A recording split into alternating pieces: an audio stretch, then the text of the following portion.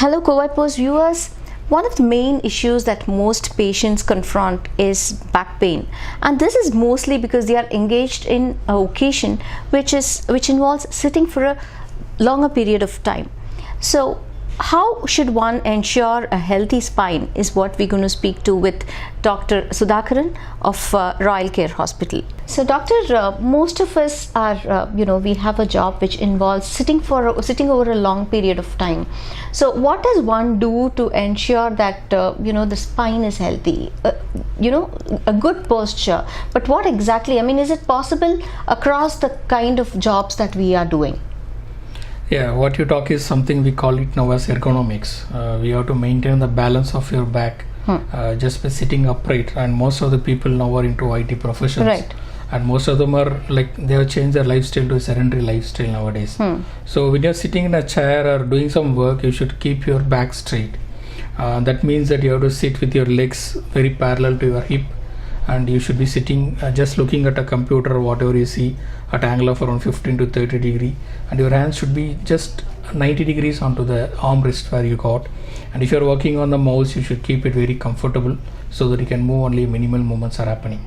So these things, if you follow in your lifestyle while sitting in a chair and doing works, I think your back should be okay. And meanwhile, nowadays you can see a lot of upgrades in the chairs. Ergonomic but chair. All institutions or all organizations do not provide ergonomic chairs, doctor. So what should what should people working there do then? Yeah, then you should your back should almost touch the back of the support where you are sitting. Okay. And you should in an ordinary chair. Yeah, in an ordinary chair. You should sit to the last of the chair, and you should be lying with the back on there. Okay. You have to work upright, and you should not lean forward. What causes is that when you are leaning forward, the entire weight of your body goes forward and back is dragging you back. So there is always a conflict between the dragging pain. So you'll get a lot of back pain when you're leaning forward and working on the computers. So you should always sit comfortable and keep your computer based upon your back and work on it. That's a better thing to do. Okay. So doctor, is only the wrong posture one of the main causes for back pain, or are there other causes as well? Yeah, absolutely. Now we can see the working conditions are changing, and wrong posture is one of the more common thing we are seeing nowadays. Okay. Apart from that, we got a lot of other reasons, like I told you, sedentary lifestyle, sitting on a couch on a non-solid like cushion, sofa and everything, where your back is not upright, it will get into the structure of your sofa. And again, traveling for long distance to your workplace, like if you're working around 40 kilometers away from your home, if you're traveling in a bike without any back support every day, like traffic, you'll take like 1.5 hours. And then you have potholes also. Yeah, everything will be there. Roads are bad. So everything is considered, because those things and all will increase your problem in the back. Okay. Not only the sitting place and where you're working. Apart from that, we got something called genetics gene. So if your father or mother has got some back pain, you are more chance to acquire that. Okay. And moreover, if you are very tall, your ligaments are very lax, so that when you are bending and doing some straining activities, you are more prone to get a back pain. So tall people are more prone? Yeah, more prone for back pains. Okay. So doctor, what is the age group of people who suffer from back pain? Is there a specific age group? Do you see pediatric cases? Are elderly cases more? What is the kind of patients you see as far as your practice goes? So most commonly we see a patients above age of 40 years who tend to get a back pain, and more often a leg pain also, and a numbness or a weakness. But reason for this back pain is not that he will get only at the age of 40. The reason behind that is he may be working a lot, putting his back on strain when he is in a teenage, maybe around 20 to 30 years. He may be working a lot and traveling a lot and bending and doing, like laborers used to do a lot of works. So those things causes black disc to become very bad. So that pain will be exhibited at the age of 40 or 40 plus. So meanwhile, when the progression of the disease happens, the disc prolapse happens following the damage to the disc, which causes the compression on the nerves, and the leg pain happens. Right. So back pain we see mostly up the 40, but reason for the back pain starts at the age of 20 itself. So don't think that you will be free of back pain if you are at the 40, but because of what you do work heavily in your 20s, you will be having a back pain in the 40s. Okay. So doctor, you were talking about compression of the nerve. So what is the kind of treatment that you probably will give if people come with those kind of issues? So you're saying that the problem in the nerve will reflect the legs. So they will get, so this will supplement the back pain, leg pain, or they will have leg pain alone? That's a good question, like what you asked. Back pain, and that is be followed by the leg pain. I'll tell you that before that we'll go to the anatomy of the spine. So this is you got almost 33 bones in the front of your spine, and you can see here the yellow color thing that is coming out is the nerves.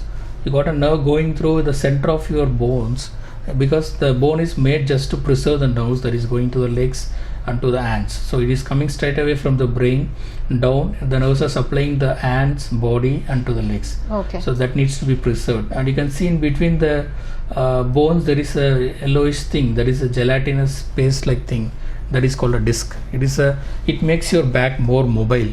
So that's the reason it has been there. If it is a single bone, you can't bend forward. Right. And It makes it more flexible. Yeah, it makes us more flexible. So the upper part of the neck is most flexible one, and middle part where you got a thorax, it's made of a rib cage that preserves your lungs and the heart. Right. So it needs to be stiff. We can't have a mobility there. Right. And last most important part is the lumbar spine, that is the lower part of the spine, where you got 5 discs in the lumbar spine. Yes, well, 1, 2, 3, 4, 5, which is the most common region where you bend forward and twist your body and everything. So these are the important structures which get damaged, and that's where you got a back pain. Okay. So I'll just go through the cross section fastly. So this is the disc where you can see here the outer layer is more tough and fibrous, and center thing is something more pulpy. So it is called pulposus again. So it's a soft rolling structure which gives mobility for you. So what happens once the age goes away, this disc get damaged, and the disc become black. Like I told you, the yellowish thing is getting damaged, and it's getting damaged, and it's coming out through the fibers. Okay. So what happens when you're that is a reason where you get a back pain. The progression of the disease, what happens when you're bending forward and lifting any weights or traveling for a long distance, this black color, I mean what you say here is inflamed disc, comes out, protrudes out, and it comes into the canal where you can see here, this is the canal where the nerves are going. So this disc comes and interferes with the nerve root. What happens here, it irritates the nerve root, and as you know that nerve is a very soft structure. Right. Once it get irritated, the nerve that is going to the particular level, suppose it's a L4-5 disc, this nerve is getting compressed, this nerve goes to your legs. So you will get a pain because of this compression. The nerve which is going down is getting inflamed. So you get a pain traveling down to your legs. That's how the back pain is converted into a leg pain. Okay. And after that, if the progression is more, the patient doesn't report to you. If a patient controls the back pain and leg pain and he walks further and does the work, this pain, because of irritation of the nerve, what happens, it goes for numbness. Okay. So the part of the region where it is supplied become numb. Okay. And final part is that the particular muscle supplied by the nerve will become weak. That's where we develop a weakness. So you can see a lot of patients have got weakness of the legs. Right. They can't even walk further because of the chronic compressions. Okay. So these are the stages where you get each and everything: back pain, leg pain, numbness, followed by the weakness of the muscles. Okay. And more interestingly, in Western countries, people used to come to us when the patient develops a leg pain. But unfortunately, in India, people used to come to the big hospitals or referring centers only once they develop all this stage 4. Okay. Yeah. So that's a place where we find it difficult to do a better intervention for the patients. Right. So doctor, how safe is spine surgery, and when does one require an endoscopic spine surgery? Yeah. Like I told you, patient of our country used to come very late for the surgery, Advanced and by the stage. time it's very difficult to provide the fruitful results for them. That's the reason where we are, like, in 10 years back we used to be failing, like we can't provide better results. But nowadays, with a lot of equipments and precision tools, we are able to give a good results for those patients also. Okay. We got a lot of spine surgery options. First is a open surgery, which we used to do for long back. Like we used to open all the muscles, go through and break the bones before we reach the skin, reach the disc. Like we go from posterior, this is the back part of it. We used to make an incision, take away all the muscles. We'll break this bone, all the bones here, just to reach the forward surface. Okay. It's something like you are going from the back door of your house. Like to reach the pathology here, you are traveling all the way. So recovery will also be very it will be like you are damaging a lot long. of structure Right. which provides stability for your spine. right. So what happens here is that this creates back pain by itself. Right. The damages to the back, all the bones causes the pain, and ultimately you will retract the nerve roots to reach the disc here. Right. So once you retract the nerve roots, nerve may be under risk also. So what we do in endoscopic spine surgery is that we just go from the side. If we don't go from the side, we don't go from the back, we go from the side like this. We just go through the muscles only. There's just a 3 millimeter of port. Like we'll put a needle into the disc. We'll just put a dye inside and see how much is the leak and how much is the disc prolapsing out from the place, and it will be seen on the image fluoroscopy that it is coming out this much, and we have to take away this much. We'll put a needle followed by a tube that will retract the muscles just like a pencil, and just will go here. It will just reach onto the disc where we need to work. It's something like a surgical strike. You just reach only the place where you want to work. So what happens once you go here? So it is focused on the area which has a problem.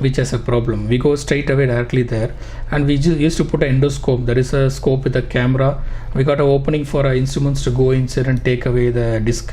We'll grasp the disc and we'll take away the disc. Okay. And finally, once you remove all the disc, we'll see the nerves also how it is. You can see through your eyes what the work have been done. Once everything is on the clear, camera.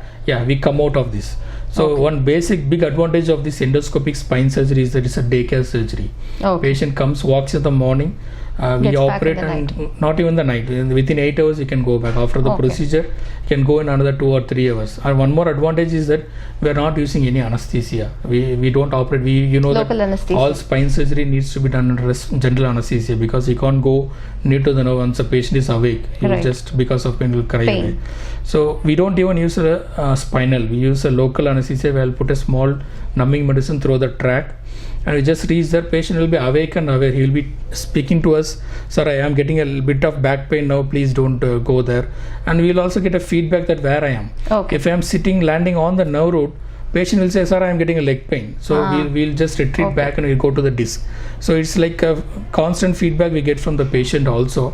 And once the surgery is over, patient can walk in the operation theatre itself, and will confirm us that pain has gone or not. So it's something like we do as a routine. Patient walks and he goes away to the room, and within 1 or 2 hours, once he got all the parameters he can go to the home also. And moreover, the incision of the surgery will be just less than a centimeter, and we don't even take a suture. We call it as a sutureless surgery, and without any anesthesia. It's a big advantage of the endoscopic spine surgery.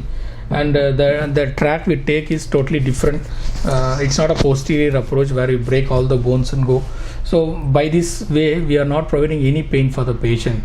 We don't give any injections to the patient. We give only tablets to the patient on the day 1 of surgery, and patient goes home on the same day. So what is the chances of a relapse, doctor? It's like similar to what you do in an open surgery. And one more advantage of this surgery is that we don't create any vacuum space where the relapse can happen. You should have an empty space where the disc can come out again. But what we do is that we go from the side and we take away only the 1 millimeter, 2 millimeter of the disc which is protruding outside. So relapse rate is very less when compared to open surgery. And moreover, when patient goes back and lifts any weights, we are afraid that in an open surgery that can again come out, because there is a lot of void behind, because we have taken away bones and everything. But in this surgery where we go through the muscles and do it, there is no any problem in the relapse. So doctor, this computer assisted navigated spine surgery, is that the new technology now? How does that help? It's a very latest technology that we have acquired now in our hospital. That spine is very precious structure where you are conserving the nerves going to your legs. Moreover, in the upper part, you can see the blood vessels going to your brain also. So it's when you are putting a screw or doing some surgeries in the spine, you tend to, if you miss a 1 millimeter here and there, you may land up in some bad areas where you don't want to land. Like you may injure the vessels going to the brain, causing a stroke, or you can injure a nerve, causing a paralysis of the leg. So the surgery needs to be very much accurate. As an open surgeon or any surgeries, it not tend to be accurate. Like you may miss somewhere here and there. Out of, like if you do 1,000 surgeries, you may get some problems, another 10 or 20 surgeries. But advantage of this navigated spine surgery is that it will give 100% precise and accurate way of instrumentation. Like if you put a screw, we used to put it through this pedicle. This is just 4 to 5 millimeter of the pedicle where you put a screw through the bone. So if I miss here, I can damage the nerve. Correct. If I miss on the side, I can see aorta or vessels, big vessels going on the sides. You can miss that also. So with the computer navigation, we are able to do accurate surgery. Particularly in computer navigation, what we do is that we used to take a overall 3D spin. I mean the CT scan, intraoperative CT scan of the patient lying down on the operation theater. So we'll get a virtual image of what the patient is having on the screen. So we used to look at the monitor and just we operate, and we use the instruments that will be navigated here. We can see there it's also moving there. And whatever I am doing is something like a video game. Whatever I am doing here will be mimicked there in the screen. So I can go accurately through the place where I want to without missing 1 or 2 millimeter of the distance, and I can put a screws or do a surgery whatever I want. So it makes a surgery more precise, accurate and safe for the patient also. Okay. And another advantage is that it will reduce the radiation for the surgeons. And last thing what we use is that we use a neuro monitoring device. That is something like we'll put it to the patient. We'll monitor the nerves. If I am near to the nerve, that will show in the beep that I am near to the nerve and I have to go back. Okay. So you got all safety precautions to the surgeries to make the surgery better and effective for the patient. Okay. Thank you so much for talking to Kowai Post, Thank Doctor. you. Thank Thank you. you. To get instant news updates, like the Kowai Post page. Click on See First to view the news first. Also, in YouTube, subscribe to Kowai Post channel to watch interesting news and videos.